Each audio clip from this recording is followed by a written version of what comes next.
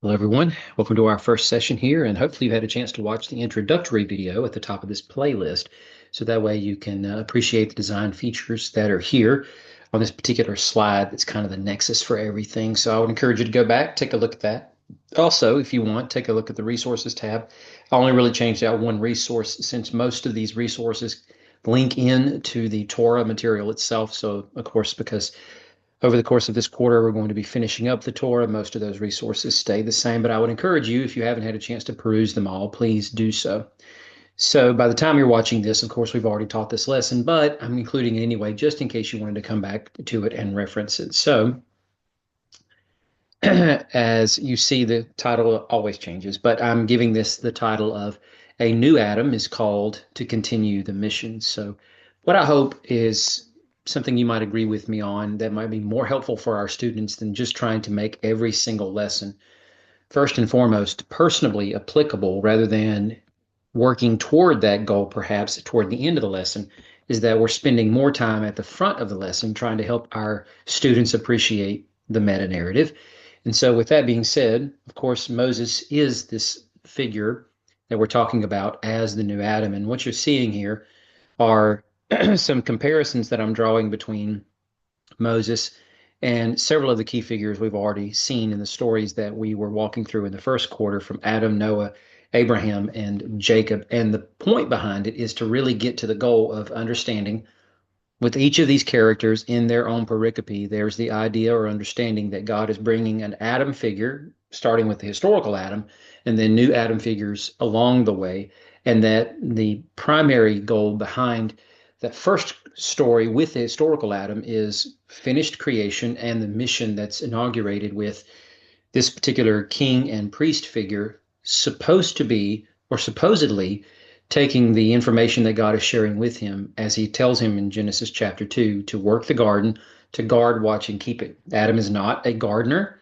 Adam is doing this in a priestly way, and we know that from the connections of the words abad for work and shamar for guard, watch, and keep, and those words being the same words used in Numbers 3 and Numbers 18, where in those particular passages, God is speaking directly to the Levitical tribe and the clan of priests who are responsible for guarding the sanctuary of the tabernacle and doing everything inside of that place in a way that is in accordance with what God has blueprinted and outlined for them through the law that he gave. So Adam is guarding wisdom. He's supposed to share it with the other image bearers, but alas, he doesn't do that.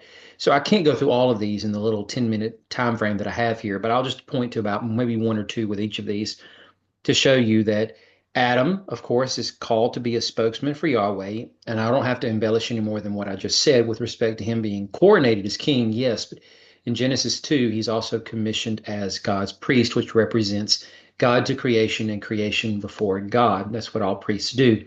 Clearly, the context of the passage we're reading here in Exodus 4 is God talking directly to Moses to commission him as his spokesman unto Aaron and then Pharaoh and all of Israel. And that ultimately Adam is supposed to judge the serpent. Adam is told the truth of what he is supposed to do with respect to the trees in the garden and refrain from the one tree he's not supposed to eat of.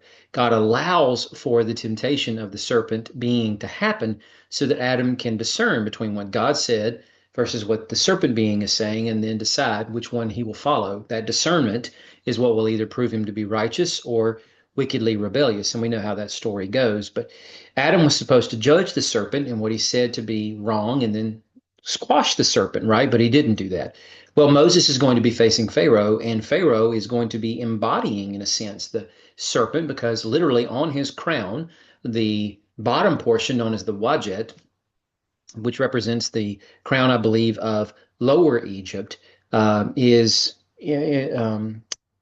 it carries on it the symbol of a serpent. And so, of course, Moses is going to be bringing judgment to the serpent, as with the 10th and final plague, as God judges all the gods of Egypt, he is bringing the plague, of course, to every house of Egyptian and Israelite, and of course, the animals of the field as well. But Pharaoh is the one who seemingly feels it most, as now he finally relents, right? So there's that piece. But as Adam is the one who stewards the creation into its next phase of, sadly, its brokenness, God is ultimately working to undo this and renew creation. And that's why another figure besides the historical Adam has to come along, that, of course, being Noah.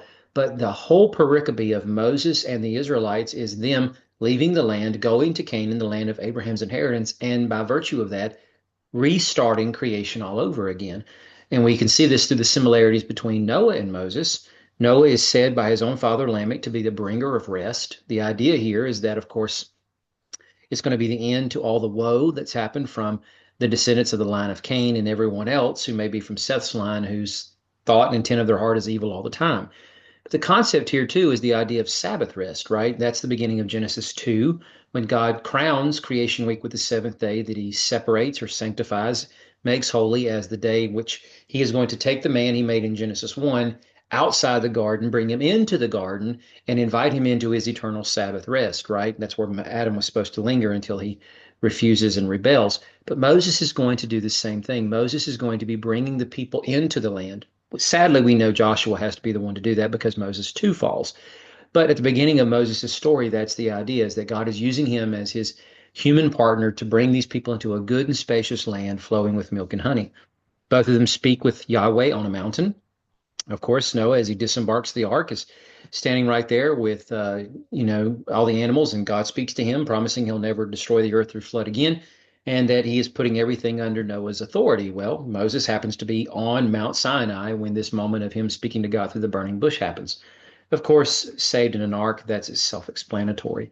Abraham, you think about this, both of them are called to leave their home. Of course, Moses has made home in Midian now, but he's going to be going back to the home that was originally his in Egypt. And of course, Abraham is called to leave his home and go to the land God will show him. And in that particular chapter, when he arrives there, he too winds up going to Egypt. Both of them will travel to Canaan. That's where Abraham is supposed to stop before he goes to Egypt. And then Moses is going to be bringing the people back there. Yahweh appears to Abraham in fire, Genesis 15, when Abraham is in that dreamlike trance state.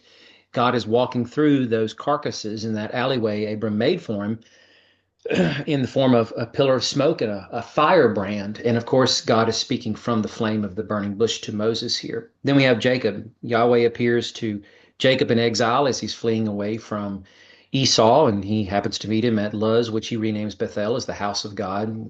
And of course, Moses is in exile himself when he meets God. Both of them speak with angels, as it's the angel of the Lord who wrestles with Jacob and speaks to Moses from the burning bush.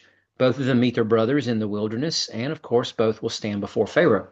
There's a reason why all of these particular points of commonality exist between the figures here, and that's to show that this legacy continues. It's rolling forward. We should appreciate that tension in the text and know that the reason why is because Moses is now supposed to be seen as the seed of the woman, the one who potentially could squash the head of the serpent. He's going to be dealing the death-wielding blow to Pharaoh in an outstanding performance. Of course, he's not the one that's supposed to be getting the glory. God is in all of this. But then again, God is always the one who's going to get the glory from the serpent-crushing seed of the woman anyway. So the point being is that from all of these stories, there is the idea or sense of an Adam and then a new creation, because Noah is that new Adam, literally handed a new creation. Abraham coming from the rubble of the Tower of Babel in Ur of Chaldea, and he is going to Canaan, and he's going to essentially establish a new Eden to bless all the families of the earth from. And then, of course, his own progeny, Jacob, is now the legal executor of this part of the covenant. And of course, he is the one who gives rise to the 12 patriarchal heads of the tribes, and they are going to be the ones who flourish in Egypt. Oh, by the way, in the phrases given to us in chapter 1 of Exodus, God purposefully multiplies and makes fruitful the people of Israel. So those words are hearkening back to the opening story of Genesis and the way that's recycled through the Noah story to tell us new creation is on the way in the form of exile ending, Exodus beginning.